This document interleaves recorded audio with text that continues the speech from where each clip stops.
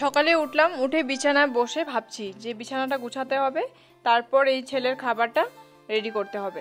তো দুধটা দেখো 2-3 বার করে জাল দিয়ে রাখি, তবুও কেন এত গরমে এই যে দেখো ছানা ফাটিয়ে ফেললাম। তো ছেলেকে দিলাম ওই খাবারটা, দিয়ে আমি চলে এলাম বাইরের দিকে চলে এসে দেখি কি বৃষ্টি, বাপরে বাপ, দিনে খুব গরম আর রাত্রি হলে পুরো বৃষ্টি, সকাল দিকেও পুরো বৃষ্টি। দেখো আকাশটা দেখেছো, অবশ্য সুন্দরও লাগে দেখতে।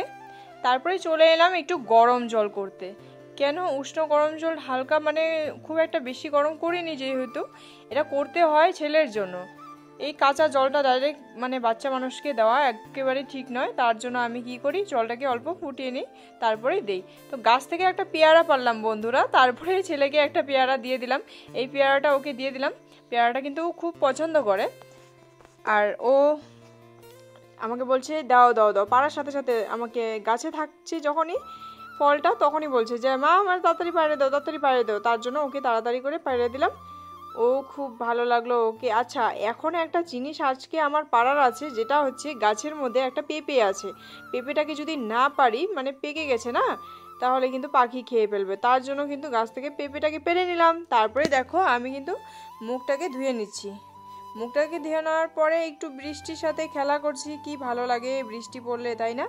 হ্যাঁ, এরপরে যে জ্বরটা আসবে সেটা তো আমাকেই কষ্ট করতে হবে, আমি এটা ভালো করেই জানি।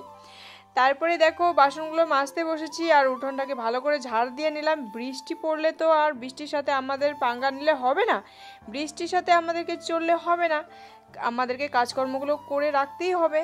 তারপরে ভিজে ভিজে সব কাজকর্মগুলো করলাম আর কি। তারপরে এই ছেলেকে দিলাম পেঁপেটা খেতে।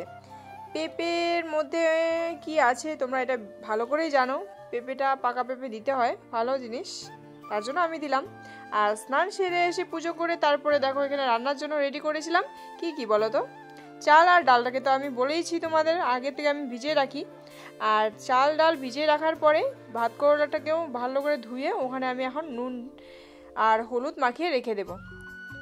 তো আমার ভিডিওগুলো তোমাদের কেমন লাগে অবশ্যই কিন্তু জানিও, আর তোমরা যদি জানাও তাহলে আমার ভিডিও করার আগ্রহটা থাকবে। তো চলো বন্ধুরা, সবাই কিন্তু ভালো থেকো, সবাই সুস্থ থেকো, নিজের খেয়াল রেখো।